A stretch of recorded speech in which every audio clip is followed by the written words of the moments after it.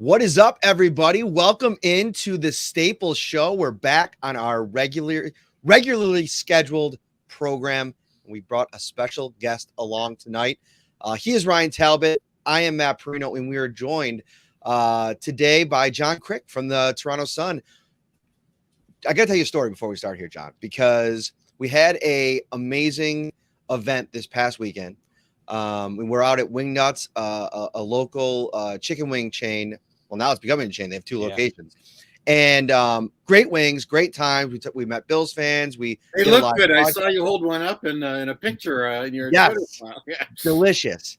One person came up to me at the end of the night, and we were talking about some of their favorite shows, and they name dropped you specifically, saying that was their favorite episode of the year. They just thought that you were super knowledgeable. They loved your insight. And I said, that's a great point. We got to catch up with John because it's been since right before training camp when we talked last, and we wanted to bring you back on the show. Thank you so much for giving us some of your time tonight.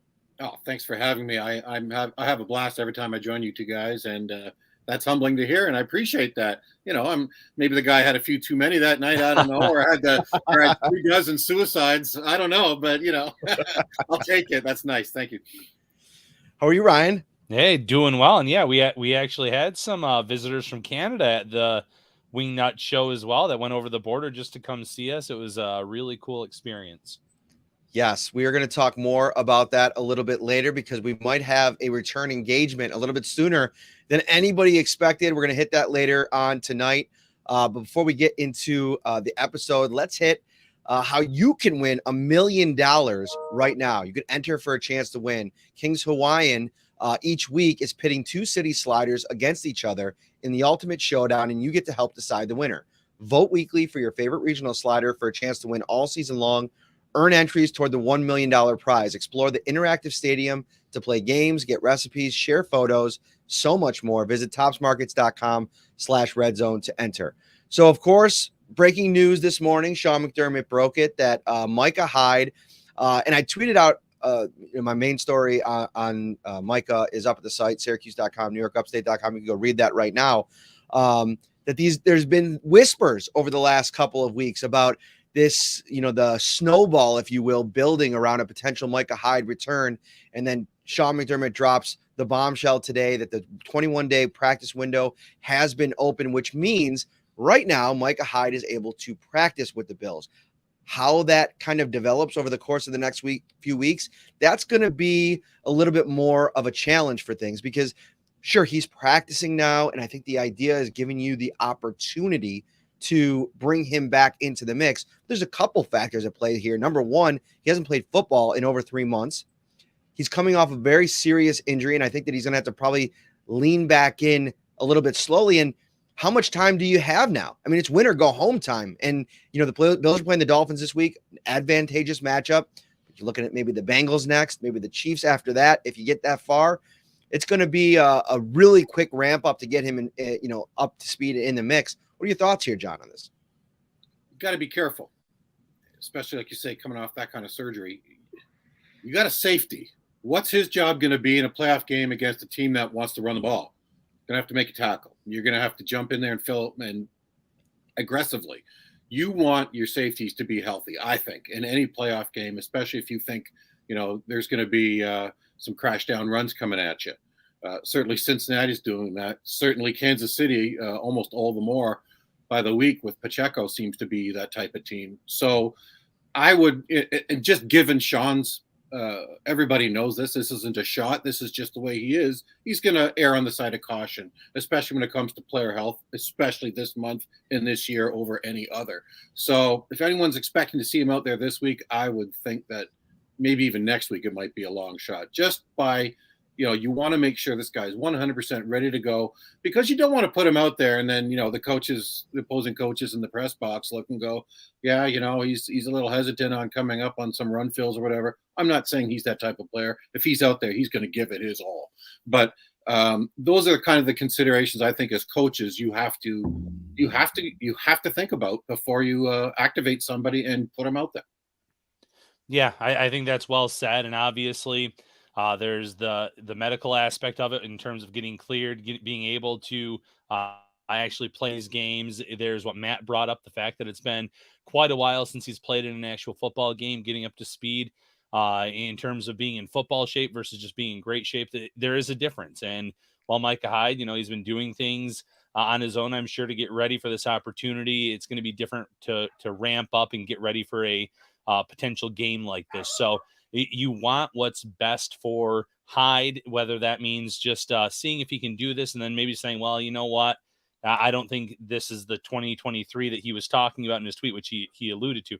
I think we might have to hold off until September to get him involved, as my puppy is just barking for no reason. Wow, Reggie's just getting after it over there. I like it. He is. Ready to go. My gosh, we still got a few days to go here. I think too, and we got a super chat here from Rory Ashdown, and it's in the headline, so maybe we can, bring that up next. Just leave it on the screen there, AJ. That's fine. But on Hyde, it's the vibe I got today, just being inside the building, was that this is more about the juice that I think it just brings with him being back out on the field with them, right? Like the energy that you get, I think it was Deion Dawkins said that it felt like Christmas. This great news they got a couple days ago on Damar Hamlin. He's not only returned to Buffalo, but, passed all of his tests at Buffalo General. They sent him home. He's now able to, kind of get back to some amount of normalcy as he continues his rehabilitation, and just all the other stuff in the past, the weather games, the moving things around, the blizzard, all these kinds of things that the Bills have dealt with over the course of the last month. To get Micah Hyde back and to see him around the guys again, because he was in that coaching role before. And I think that helped him. I think it helped Damar Hamlin, some of the younger players in that secondary, Dane Jackson, Kyer Elam, obviously. We're going to talk about him a little bit later. But I think this gives you, at least a little bit of a spark. Jamison Crowder on the other side of the ball too. Just guys that are a part of the team that can be back a part of the team, like officially, even if it doesn't materialize in an actual return. Yeah, I mean, every step this team, after the traumatic last week and a half, every step they can take back toward more normal or normalcy, if you will, is good. And it's good that we're talking about this. It probably would have seemed a week ago today a little inappropriate to talk about, well, how do you replace Hamlin, when everyone's like, we just want to see if he's going to live, or come back and recover. So I think this helps the team, exactly as you said, Matt, take another step back toward normalcy where they can actually think and talk about, well, we are an important safety down right now, that we weren't 2 weeks ago. And how are we going to fill that role? No one's talking about that much, just out of deference and obvious concern, and for all the right reasons about replacing Damar. But the fact is, the playoffs start this week, and the Bills do have to replace Damar. As you say, maybe not, and I don't want to completely write off the Dolphins' chances, but it would be one of the biggest playoff upsets of recent memory if the Bills don't win this game, in my opinion, just given all of the factors, especially we learned about Tua Tagovailoa not being able to play. And even Teddy Bridgewater, uncertain. We've seen how the Bills or the Jets operate. How the Dolphins operate. I'm thinking of the Jets game in particular when he actually played pretty well. We've seen how they operate other than that game with Skyler in there. So, I mean, every little bit helps. And the fact that if to go opposite of what I had said earlier, on the other hand, as far as, how soon are they going to bring him back or possibly bring Micah back? The other side of that is, would they even go this far if there weren't a good chance? I don't think they would do that either. So it's the truth probably lies somewhere in there that he's probably has a decent chance to come back. They're not going to fool him or people that way, but maybe not this week. Yeah, absolutely not this week. And I think Dean Marlowe can kind of handle the responsibilities in a role opposite Jordan Poyer. Then obviously, though, Matt already mentioned it. It might be the Bengals next week, and then it could be the Kansas City Chiefs. Maybe next week even is a little bit too early. But if you can get them back for the AFC Championship, or even if the Bills advance past there, the Super Bowl, that would be such a boost for this team from a playing standpoint. Obviously, since Hyde has gone down, the secondary has had some more issues than what we can remember in any other year since Sean McDermott's come aboard. It just hasn't been as good on that back end as it usually is. So that would be huge from a playing perspective, a morale perspective, And like you said, they're not just doing this to do this. They think there is a chance he could come back at some point during this playoff run, as long as the Bills can continue to win and advance. Sure, right. I mean, if they should happen to maybe be up big in one of the games, if he's been activated, the first game he might be activated. Presumably he's going to start, but if they get up big, they can pull him out early, or vice versa. Have him activated as a backup and then go in later should the Bills get up big, perhaps, and get him some experience. The more you get, the better. Look at Von Miller last year with the Rams, right? When they traded him, I forget if it was an ankle or foot or whatever the leg injury was, but he didn't come back right away. And when he did, it took a while for him to become Von Miller again. Once he did, by I believe it was early December, if I recall, when his impact started to be huge. That's when the Rams became a different team, not just a different defense, and a different team. Because now, who are you going to block? Aaron Donald? He was at his high career output level at that point in time. Well, the Bills are in a position, and I don't know if it's you, Matt. Somebody tweeted today on the beat that the Bills arguably could be more healthy entering the playoffs than at any time since week 1. Right. I haven't gone down the roster player by player, but that's an important point because teams typically are fighting attrition. They're not bringing their best players back as you get closer to the playoffs. It's the other way around. I always joke where some people say, whatever the team was a couple of years ago, I think it might have been the Chiefs or the Eagles or the Bears, one of those teams, I think, went into the playoffs game and they had nobody in the injury report. Well, that's because they just put some of their best players on IR. Well, right. It's an active roster injury report. It's not your overall team injury report, and people have to remember that. Well, if the Bills can go kind of the inverse of that path and start bringing back some of the better players, the confidence that would give them, especially before Bengals and Chiefs and whoever they might meet in the Super Bowl, presuming they keep winning, the confidence will just it'll just explode on the team, I would think. No, I think well said. I do want to transition to this one. What else does the team need to come over? I mean, think about the November, the Vikings loss, Josh Allen's elbow, the snow, at least 1 week, if not 2 weeks. That it's just been one thing after another for more than 2 months. And if they can get over that, I think the sense of confidence the team would have would be really remarkable. Remember the conversation we were having last year at this time, though? I mean, this was a team that was incapable, statistically speaking, and then bearing out in the divisional round that could not win 1-score games. All they've done during this stretch that you've mentioned, all of these, plates of adversity beginning, maybe not beginning on Thanksgiving, but definitely like really getting ratcheted up on Thanksgiving as Von Miller goes out on that Thanksgiving Day game. And then it just seemed to be so much that has been thrown at this team ever since, and they just keep finding ways to win. And I know a lot of people were watching that first quarter of that Cincinnati Bengals game, and I think if I'm very much going to be interested to see what the line is if that ends up being Cincinnati going to Buffalo, and how the gambling scene views that matchup. But I think that battle tested is such a annoying cliche in sports, but at the same time, it's one this year that I feel like really fits the Bills, and they still have the most important player through all of this, and that's Josh Allen. At the end of the day, they might need him to go, Superman again, right? But he's shown that he can do that, especially in the playoffs, especially against good defenses. Totally. He's got the best career percentage. I think I saw a tweet today in playoff history with minimum the best passer rating with a minimum 20 attempts. We kind of, because of everything that happens, there's always the recency bias that we all have in everything in our lives. But in sports, we have to remember where it left off. And I had reason just yesterday to pull the story I wrote a few weeks after 13 seconds. I'm not sure if that's just the name of it now or not, but and going back and the shame of it, for a number of reasons. Certainly the way it was, the defense was deployed, certainly, but in the way it ruined what Josh Allen was doing, which to that point, he was arcing toward the best playoff in NFL history. Mm-hmm. He just was. I mean, you can say that that's hyperbole because it's just, what might have happened the next 2-3 games. Well, I think we have a pretty good idea what might have happened. He was playing out of his mind, and that's what he can do when healthy. And I wasn't 100% sure that his elbow was back. I know he'd been saying for a couple of weeks now that it's fine. until we saw those couple of throws, those insane touchdown throws last Sunday. It was something else to see him make those throws against the Patriots, that flat-footed cross-field.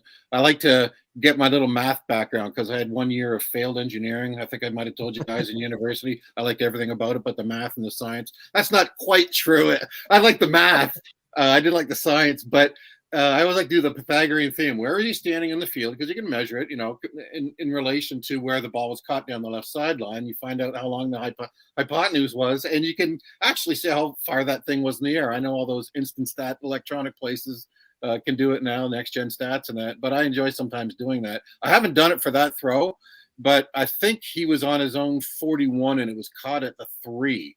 So anybody that wants to put those distances together and let us know what that hypotenuse was. That was a hell of a throw for the way he was situated. That was an arm throw. That wasn't a ground up through, step in through the hips and his shoulder throw. So he stood still, saw it, and ripped it.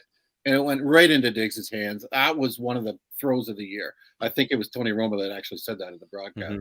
It was an incredible throw. And that's when I went, okay, he's back. He's okay. If he's doing that, then you can expect that he can make any of the throws all over the field. And we know he gets up for these games. I'm excited to cover this playoff because you can arguably make the argument that Josh, he's back pumping on all, to use a 70s car term, back on all 12 cylinders. Certainly Mahomes is, and Burrow and the Bengals are, because they haven't lost since October. This, to me, the next 2 weeks, after this week, presuming everybody gets through, this could be one of the most fun playoffs we've ever seen, just on the AFC side. Sure, and Justin Herbert thrown in there too, potentially. But, going to those Josh Allen throws, deep ball to Stephon Diggs, deep ball to John Brown. He also had a deep ball to Gabe Davis that, you could argue should have been completed. It didn't end up going through, and that kind of takes us to the super chat here we have from Rory. It says, am I crazy that I want to trade Gabe Davis during the offseason and get so frustrated watching him drop balls week after week? First, you might be crazy if you want to trade Gabe Davis. In my opinion, that's my stance. Yeah. Listen, one, if you get rid of Gabe Davis, who are you replacing him with? That's my first stance on this. If you want to push him down to wide receiver 3, get him less reps, and you want the Bills to draft a wide receiver early, by all means, I understand that take. I'm okay with something like that. But you don't get rid of someone that is still a reliable target more times than not. I get the drop issue. You saw what he could do last year in the playoffs. A lot of people were really going after him for this past week's game. I think he ended up with a double-digit targets. But it wasn't like they were all on the money. One was an out-of-bounds throw in the end zone. A few of them were over his head or behind him or low, more throwaways. Just because someone has double-digit targets doesn't mean that the balls are all on the money to him either. So while there's been some frustrating drops this year, absolutely, I won't deny that. I think that people will kind of look at the stat line after the game, and that holds a lot of weight for, well, why didn't he catch more than 3 passes in a game? Why didn't he do this? It's not all on Davis either. So, yes, I would not try to trade Gabe Davis in the offseason. That's just my stance. And, guys, I'd love to hear from you. I agree. I became, especially by the end of that Kansas City game, like a lot of us last year, I think we went, okay, this guy's next level. He's past the next level as a wide receiver. I might be wrong here, and I don't want to be irresponsible and start something or say something that wasn't true. But I thought he started this season picking up where he left off in that Chiefs game last January. I really did. And then I forget what his injury was. Was it ankle? It late September or early October? It was. I think it was in the first or second game. I can't remember the specifics of it now. I think it might have been in the Monday night game. Tennessee. Yeah. I think you might be right. I thought, just looking at what he had been doing early on to that point, I thought he's left off. He's picked up right where he left off. And then once he came back from that, I think there's a lot of complaints. You guys would know this better than me, by a lot of fans going, he's not getting open. He's not getting open. He's not getting open. And now, of course, the drops went with it. I always think that athletes, that sometimes we just overthink everything. And if somebody is, just somebody toggle switches him up to active, then he's ready to go. And no one's ever talking about, these nagging injuries, because they all have them. It's something that players don't ever like to do, because they don't want to ever be perceived to be a faker or a whiner or anything. So again, I'm not trying to be irresponsible, but I would just wonder if he's not maybe 100% in his mind, because a player that is undistracted by limits to his physicality is going to play as well as he can play. And when there's all of a sudden he's not quite himself out there, then you find out, maybe 6 months from now that, yeah, he had this little thing or that little thing. So I would not be willing to be, unless there's some other issue that only the insiders would know on the Bills. I would say this guy, you just wait for him to get better. It's going to come back. And when you have him there, we're seeing flashes of it in the last, I'd say 4, 5, 6 weeks compared to the 4, 5, 6 weeks before that. We're seeing him rounding into shape. And it's just one of, like we said just a few minutes ago, 7 or 8 things where you can go, all right, that's now targeting up higher than it was earlier a few weeks ago. Everything seems to be, all kind of growing and arcing upward. And I would put his play recently in that category. Yeah. And I think, so I got a couple thoughts on Davis, because, you look at his stats. First of all, he injured himself in that opening game, and then he missed the Titans game. I looked that up as you were talking. Oh, okay. He has 9 drops on the season, according to Pro Football Reference. Only 3 receivers in the NFL have more. Jamar Chase at 11. Now he's got 134 targets. So obviously that catch percentage is a bit higher than Davis's. Amari Cooper and Zay Jones. It's definitely something where he's dropped more passes this season, right? Like it's been, I don't want to say necessarily a huge problem. I mean, if you look overall at the offense, this is a team overall that's now lost one of its premier safeties, its premier pass rusher in the season. Spent some time short time without Tremaine, short time without Matt Milano. They've dealt with injuries on the defensive side of the ball. Their plus minus is, they've lost 3 games by a combined 8 points. So I think sometimes we conflate like some of these issues and make them bigger deals than they are. Look at a guy like Deebo Samuel. I was looking at the side by side because actually his name popped out because I was looking at all the players that had 9 drops, and his was one that I was like, that's interesting. 94 targets. That low. It seems I've watched them all. It must be. Right. Look at Deebo Samuel's stats on the season. 94 catches, 632 receiving yards, and 2 touchdowns. And look at the amount of money that the San Francisco 49ers just gave him in a brand new deal. Now he's a different receiver. They play the game different ways. He's kind of like a hybrid. He runs the ball quite a bit. If you added in that production, you have to do that when comparing the 2 players. But trading Gabe Davis in year 4 of a rookie contract, a 4th round draft pick, is madness.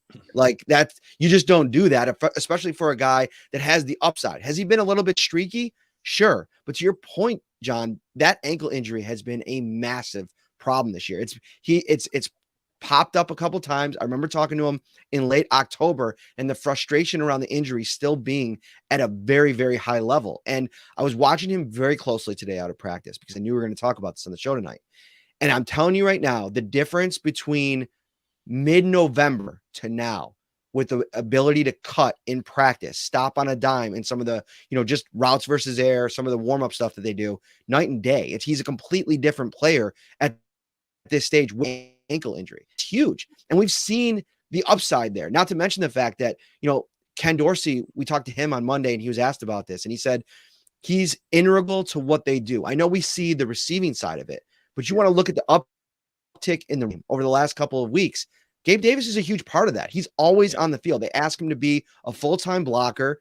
And, I watched him too after practice on the jugs machine. He was the last one out there. And that's pretty impressive because he even was out there longer than Elam, who I've noticed is the one that is out there after practice every single day, the longest. I almost feel like he's just looking at his watch and making sure everybody's back in the locker room before he decides to leave because he's trying to put in that work, I think. Yeah. Gabe Davis outlasted him today. So he's putting in the work.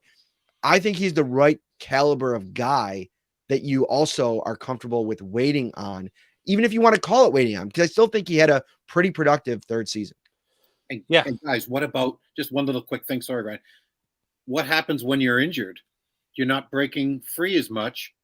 And maybe he does, maybe those drops, I don't know. You guys might think of them now, but I'll bet most of them when he was more tightly covered than he might otherwise have been if he was 100% healthy. And listen, there's something to be said too about players who step up in the playoffs. And everyone, the Chiefs game is fresh in everyone's memory, rightfully so, 4 touchdowns. But in 2020, the Bills don't beat the Colts without Gabe Davis and those sideline catches that he made when that offense was stalled out. He had so many big catches in playoff moments in his young career that I can't sit here and doubt him going into this Miami game, going into a game the week after that if the Bills defeat Miami, and so on and so forth. He's stepped up in the biggest of moments, and he kind of deserves the benefit of the doubt based on what he's been dealing with this year with injuries and based on what we've seen from him in his young career. Great point, Ryan. Absolutely. So I want to talk about some big picture stuff. I think that puts, a bow on wide receiver too. I think listen, I think as a wide receiving group, a pass catching group outside of Stephon Diggs, the Bills are going to need more. But I think that I tweeted out a video today, and it's crazy because I remember, as we were approaching the trade deadline and people talking about, the Bills were banged up. They ended up going and signing John Brown and Cole Beasley and, wanting Odell Beckham Jr., right? That's something we covered on this podcast for months. It felt like, all of a sudden you look at that wide receiving room and it's super deep. I mean, John Brown comes in off the couch and, 5-6 weeks later, he's catching one of the most impressive touchdown passes of the season from Josh Allen. And, that comes down to also the history he has with him. Don't forget that 2019 year that he had with him. I mean, you had to know Josh in that moment, be able to kind of run the scramble drill and, find a way to get open. It's invaluable this time of year. So I think wide receiver, I think they'll be all right. I think they got some depth there. Jamison Crowder returns to practice well today. Talk more about that in a bit. Let's talk about Tua real quick before we transition to some big picture stuff. News out of Miami today that Tua Tagovailoa has been ruled out. It's looking like Teddy Bridgewater is going to do everything he can do to play. He's got that broken pinky, I believe, which is going to make it really hard to throw the ball. So it looks like they're going to roll with Skylar Thompson. Really tough spot for Miami to be in.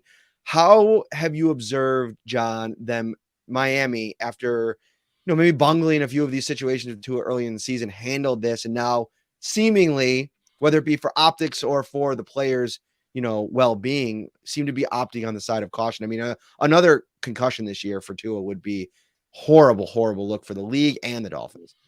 Great point. You summed it up very nicely there. This is his officially second concussion, right? Because that one against the Bills was a back issue, whatever it was. But that's, you can't fool the public in the eye test. What people saw, people are going to believe what they saw on TV. And, most of us figure that he was concussed 3 times this year. You're right. That would be just a horrible look. And I'm sure the NFL isn't telling the Dolphins what to do. That said, the Dolphins don't want to be the first team that plays a guy who was concussed 4 times in one season or 3, whatever it ends up being by official count. The interesting thing about Tua, and there's a bunch, but I think a lot of us were going as September went by, going, "Oh, okay, he didn't revert to old Tua this week," and then he was great again. Then he was great again. Then he had the thing at Cincinnati, Buffalo and Cincinnati. He comes back, picks up where he left off. How many games did he go to start the season? In games that he finished, he was like, what was it, 8-0, 9-0, something like that. Something like that. And then now, suddenly, since U.S. Thanksgiving, we say that in Canada, right? We don't just call it Thanksgiving. Sorry if that offended anybody. No, not at all. Good. Okay. Because my dad, I lived in Windsor, and my dad worked in Detroit. So my dad was always home on the last Thursday of November, but always had to work on the second Monday in October, which is what Canadian Thanksgiving is. So I get it. But since then, Miami hasn't won. They're winless since the end of November. And I believe his touchdown to interception ratio was 6-5. Well, it was, the best in the league until he got hurt and for a long time after he came back. And he's completed 52.5% of his passes since the end of November. So something is definitely up. People are either covering them differently or whatever it is, he's at a mental wall. Whatever you want to call it. I'm just saying that if he suddenly were able to play this week, I still wouldn't have a lot of faith that they're going to do all those things that in September and October, especially we don't know the health of Tyreek Hill after he limped off against the Jets last week. He's still, I guess you'd have to end the season now as the offseason analysis and discussion is going to be, he's still an enigma. He still is. How can you look at those last 5 games and say that, well, that was an anomaly? If it was 1 or 2 weeks, even 3 maybe, but fact is he's ended the season on a downer, and that's something that Mike McDaniel, the coach, is I'm sure gonna have to talk with ownership about. Is he the guy? Are we going to reward him? It sure looked in September or October, even early November, that Dolphins are going to pay him. Well, now what do they do? What do you guys think? I don't know. No, it's a great point, and I don't want to say there was an absolute blueprint to stopping the Dolphins, because he still had some games statistically that looked good on paper, but it was taking away the middle of the field. That's where he throws predominantly. He doesn't throw to the sidelines much. It's in the middle of the field, and if you can drop your guys in and clog up those lanes, or even just anticipate where he's going to throw, you started to see teams do that. In terms of the health of the player, it was obviously very scary to see him get the first concussion, or the undiagnosed concussion, than what happened in Cincinnati. But even maybe what was the scariest is about the Green Bay game. He hits his head again, spotters somehow miss it, plays the rest of the game, 3 interceptions in the fourth quarter. And the next day, it's revealed that he couldn't recall some of the plays in which he threw those interceptions. So you worry about his health long term. And he's been in the concussion protocol, I believe, since the day after that Packers game. Yeah. And the fact that he hasn't advanced since either stage 2 or stage 3, he is doing some kind of workout, Mike McDaniel said on Monday. He said he saw him perspiring. So that means he's past that first step at least, but he can't get on the field at this point. So yeah, I mean, in terms of the safety of the player, shutting him down for the year is what's in the best interest of him. And if the Dolphins are somehow able to pull off an upset, maybe there is a chance he comes back. That was his goal, to come back for the playoffs. But the health of the player, first and foremost, is what's most important. In terms of the play, you're right. There's still a lot of questions about him as a player. He anticipates very well. He showed that when you give him some weapons, he can move the ball. But like you said, beginning of the year compared to what we saw late in the year, it was kind of night and day. There were a lot more blemishes on his game later in the year than what we saw early on. And possibly, I mean, again, I don't like to be reckless, but I mean, maybe he hasn't been the same quarterback since the concussions. I mean, that's possible. I've talked to a lot of concussion doctors and doing some concussion special investigation series in that last decade. And they will tell you that, the concern about the return to play, why there's even these protocols, is because you don't want them to suffer another one soon, because you are more susceptible soon. And there's this thing that, is called not just post-concussion syndrome, where, it takes a long time, maybe a year for some. Like, wouldn't it be a shame if he or anybody that let alone an NFL athlete, were to go back to what they do, suffer that second or third concussion, and that's the one that takes you out for a long time? Because, I've read stories of athletes that are still crying in a ball in the dark a year later. You don't want that to happen to him or anyone. And I believe that the Dolphins are being very smart that way. It isn't so much can he play, it's what if. I think the decision has to be, what they've made isn't so much can he play as what happens if he gets concussed again. And it's not because of PR, what it looked bad, but what it might do to him. Maybe just give the kid, the whole off season, it's all non-contact in the spring practices, the OTAs and training camp. Maybe just let him go through that until the next preseason game, and you give him a handful of snaps, and then it's till September till he has to risk such a hit again. If I'm the Miami Dolphins owner or the coach or GM, how important is losing this playoff game, a tough to win playoff game, however you look at it, going to be compared to what the possible negative could be to play him? Great stuff on that, and we will continue to follow the Tua storyline all off season. I think it's going to be interesting, and I think one thing they're going to have to really figure out with him as their quarterback moving forward is they got to do more on their offensive line. Also, that's a big piece of this too. I think that when he gets hit, whether it be concussion related or not, he's not the same guy. Yep. And there's been just times this year when he's been under siege. You asked a good question a little bit, and I want to move to the next topic, but you asked a good question about what happened after that really good start of 8 or 9 wins, where all of his stats were just measurably better. They also started to play better defenses. That was a big part of it as well. I mean, you go up against the San Francisco 49ers defense and things change real quickly. Yeah. So just a piece of it. All right, big picture stuff here. When you came on in July, it's this perfect juxtaposition now because we're now moving right into the postseason. You get to talk before the start of the regular season, now before the postseason. Some of the things we were talking about is just these grand expectations for a team that, I felt was at a place where they've gone through enough trying times, like championship building experiences to be ready to, take that next step in some of those big games. And they go out and they add Von Miller, and we talk so much in detail about what that potentially mean. Now we get to January football, and they won't have Von Miller. And I guess my big picture, like how have things changed for your expectations for the Bills from then to now, knowing what we know, the season that we've watched, now the players that are and aren't in the mix? First thing I'll say in answering that is what happened in early November. And I think, you guys experienced it probably as much or more than anybody in the way that you're relating with the Bills fan base. And that is, everybody kind of lost their mind for a couple of weeks there when the Bills lost those 2 games in a row, and in the manner, the same old Bills blow it at the end manner that so many fans, and I can say that because my direct boss lives and dies with the Bills totally. And one of my best friends does as well. And I'm talking them both off the ledge. I mean, not to be too crass about it, but that's just us. That's it. Josh Arm's screwed now and blah.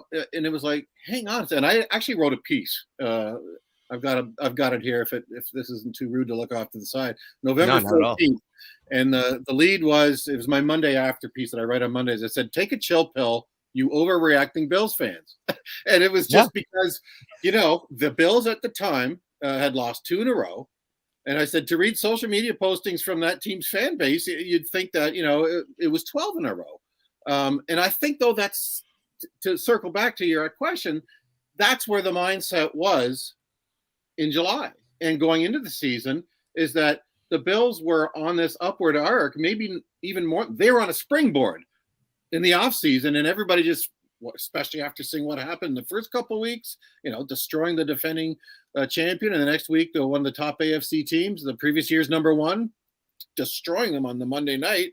What? And then you beat the Chiefs in early October. It's like, I wonder if everybody's mindset was hit the fast forward button like we used to do, the scrub button on the old cassette decks, and just get to the playoffs, just get to where we are today, right?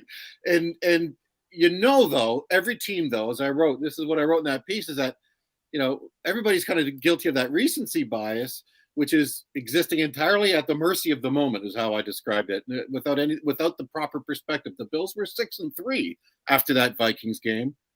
But at the time, because you've just lost the last 2 games, you're thinking they're going to finish. They might not win the division now because Miami was close at that time. New England was starting to play better, right? They just blown out Detroit and all that. And so people are thinking, what's the worst case scenario? Is that, we're the second wild card out of our own division. If we keep on going like this and with Josh's elbow, blah, blah, blah. So they got over that. Of course, they haven't lost. And, as you mentioned that Detroit victory earlier on Thanksgiving. See, I didn't call it U.S. Thanksgiving. Detroit, as it turned out, that one was even better than anybody thought at the time. Right. They finished 8-2. I did the half-season standings, and I'll just get.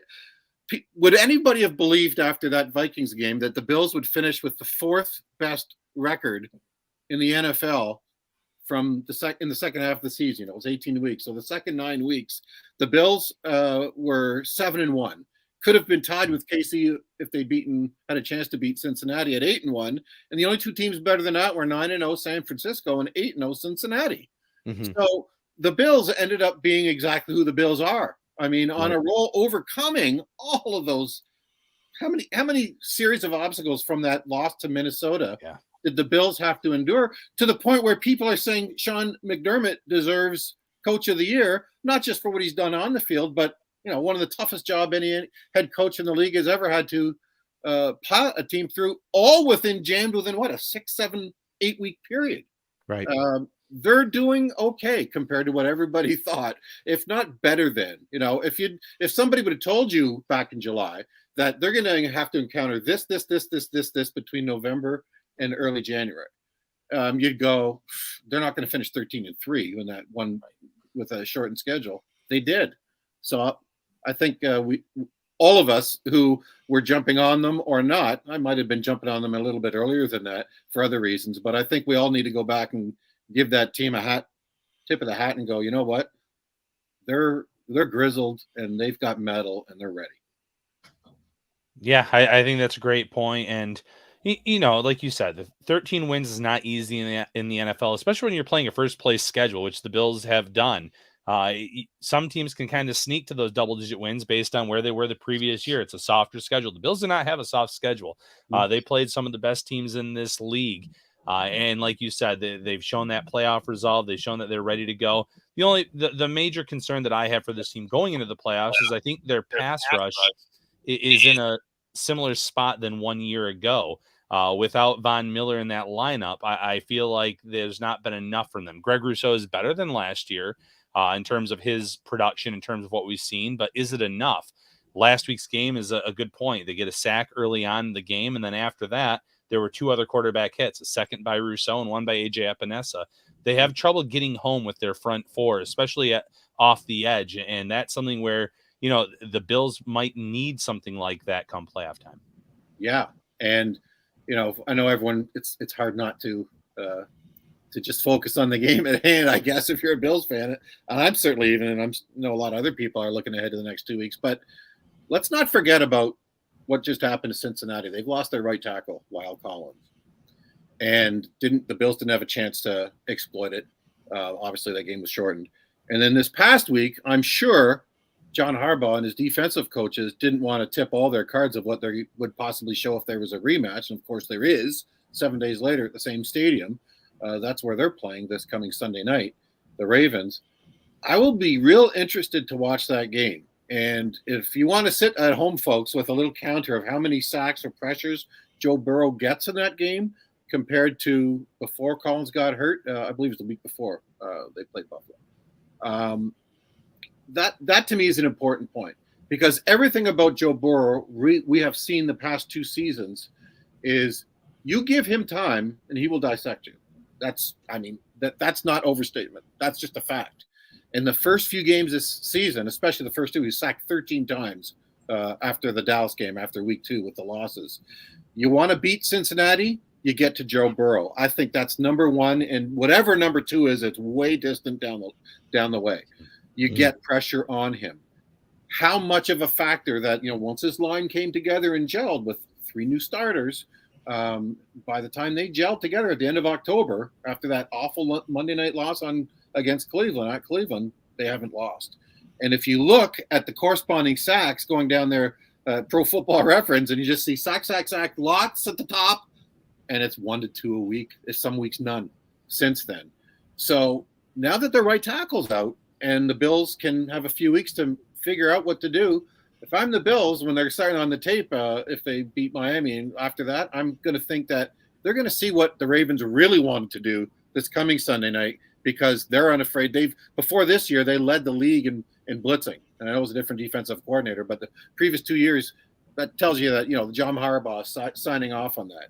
And if they're going to that game going, we've got Tyler Huntley at quarterback or Anthony Brown, whoever ends up doing it, our only chance is to make this a 16-13 game. How do we keep them under 20? We blitz the snot out of Joe Burrow. So I'm going to be interested to see how they do it and what possibly cracks that's going to reveal, how many cracks, because it's going to hurt their offensive line, Cincinnati's without Collins. I'm really excited and interested to see what do they do and how well do they protect Joe Burrow in that situation. I love this conversation. Somebody in the chat's like, why are we talking about a game that may never occur? That's what the playoffs are, because that's what the playoffs are all about, Kevin. I think projecting this thing long term, especially with the way that this game is setting up now, we will always have your preview show on Friday. So stay tuned if you want to deep dive into Bills versus Dolphins this weekend. But I think it's super interesting because somebody asked me in an interview in the last 2 days about this Baltimore-Cincinnati matchup, and if it's just like scratch it out, move on to the next week, and it's you don't have to even worry about it. And it's like, I wouldn't be so quick to move in that direction. This is a team, the Ravens, that are going to be playing with absolutely 0 to lose in this game. Everybody expects them to get smashed. If you get Huntley to be able to play, the problem is you may not even be able to a healthy quarterback. Huntley's dealing with a shoulder issue. Apparently he hasn't thrown a ball all week. Lamar Jackson doesn't look like he's on track to play. So you could be going with this Anthony Brown again, who obviously has his struggles. But to your point, Lyle Collins is out. Alex Kappa, it's going to be really quote unquote tough for him to play. Their star right guard, who they brought over. That's a huge problem on the right side of the line that Baltimore Ravens could completely try to take advantage of in this matchup. So I think it's going to be a super fun one to watch. Let's dial it back to the Bills here for a second, so Kevin doesn't flame us in the comments.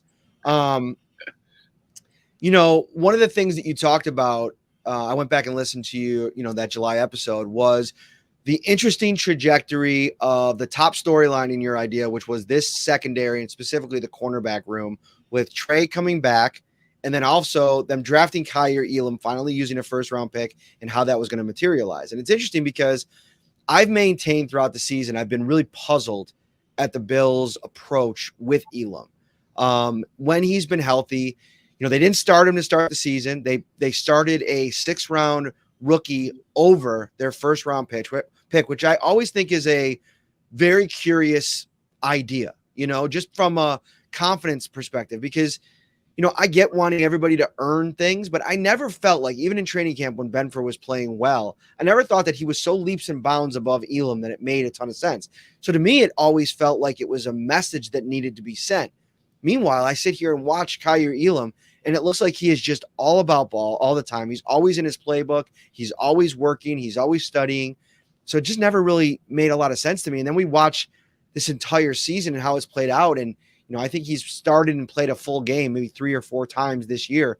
And now we're in a situation where when you have 3 guys at one spot, do you really have one? And is that going to be a problem opposite Trey White, who still, he had an interception last week, and that's really good news, but hasn't been the Trey White that the Bills remember from before the injury. So now we're sitting here like, all right, what do they really have at corner?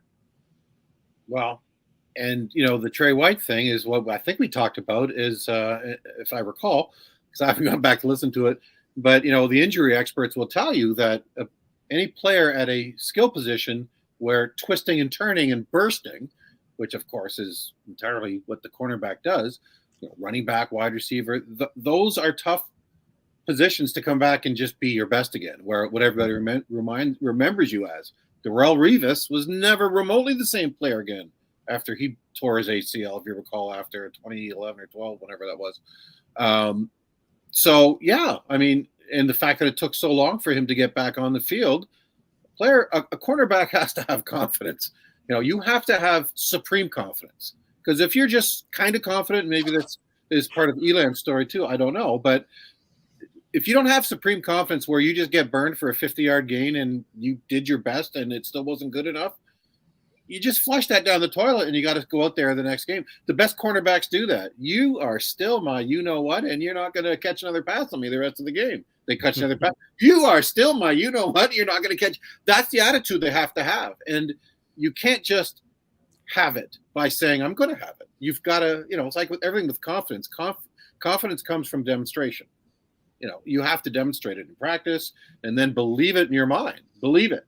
And, I'm not trying to get inside the head of these cornerbacks, but I'm just saying that it took a while for us to see Trey, and he wasn't himself at the beginning. He would probably tell you in a year from now or 2 years from now, yeah, I wasn't the same, but I was good enough to go out and play well. I mean, I think we saw that this past week. It's when you're going to go against, the likes of what type of receivers he might face this week, certainly, and next week, most likely, and the week after that, those are going to be challenges for everybody in the Bills secondary. I mean, nobody's shutting these guys down. But the 3 cornerback head, as you call it, or whatever. But you know what? That's almost a tribute, I think, to, as much as we were all over Sean and Leslie after that Chiefs loss last year, they've done a pretty good job of patching things together this year, especially, as you said a little earlier, Matt, with the defensive line, with, Settle, Oliver, all those guys that were going through that spate of weeks in a row where who are they going to start? Who are they going to activate on Saturday was the big, which D line men, not man, are they going to elevate on the Saturday, right? Just to try to get through another week. They've got to piece together things pretty well. And overall, that secondary is playing, I think, much better than maybe we thought if we were told, that Trey wouldn't really be playing until December. back in July, I think we go, you know what? They've done a pretty good job of piecing it together. You know, and it's funny, Matt, you said if they have 3 outside cornerbacks, should they really have 1? Well, they might have 4 pretty soon now that Christian Benford's been reactivated, and that complicates things a little bit too. Kyrie Lim is the one mystery for me, though. I went back and I watched last week's game, and I thought he actually played a really good game when he was on the field.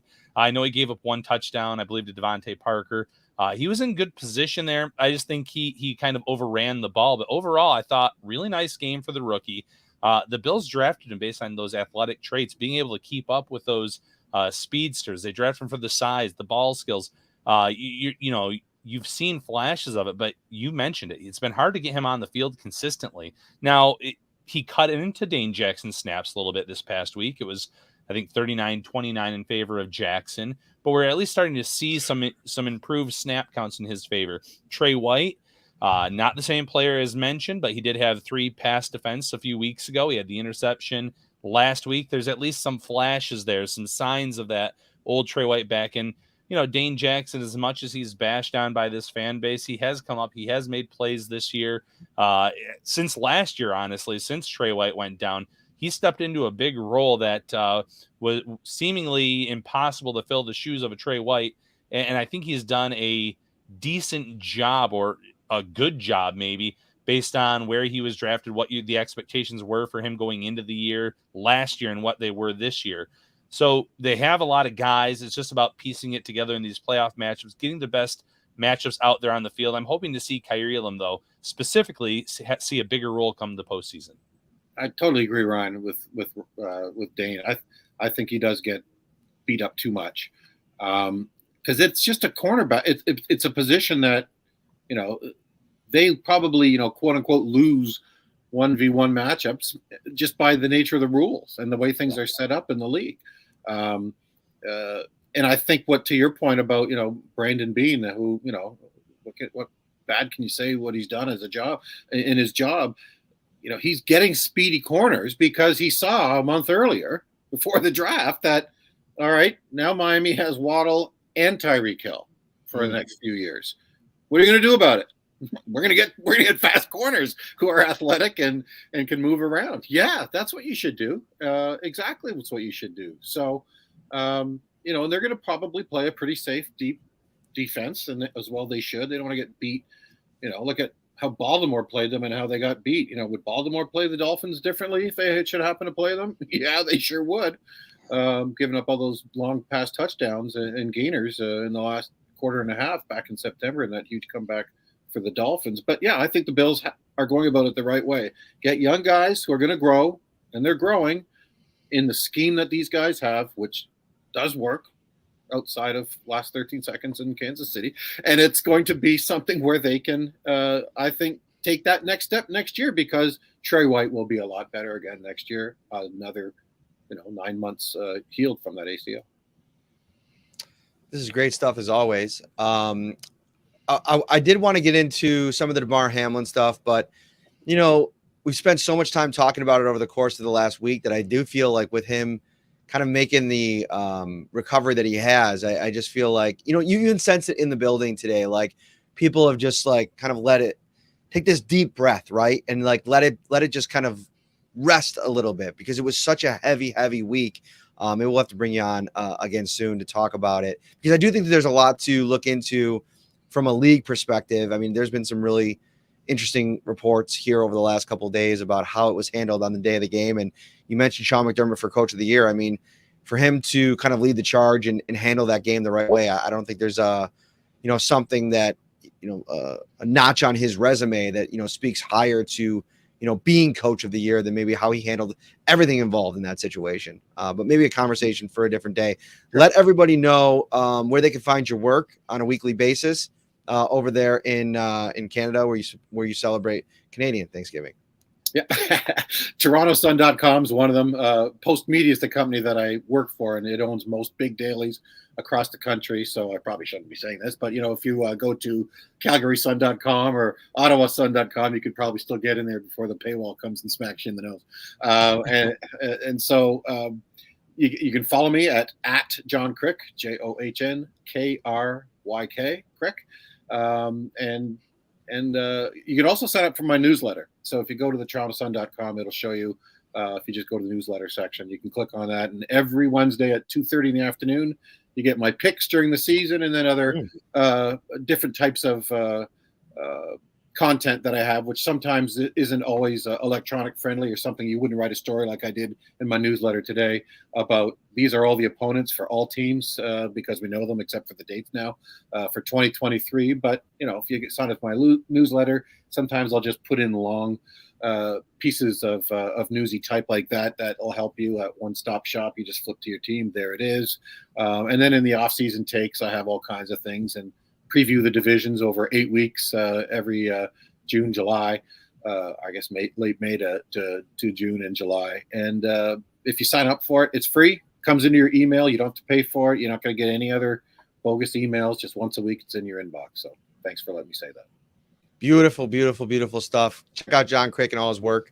We'll have you back on again soon. Have a great night. And I hope see you next week for hopefully a playoff game in Buffalo. Yes, I hope to be there. That would be great. Guys, thanks for having me on. This is always a lot of fun.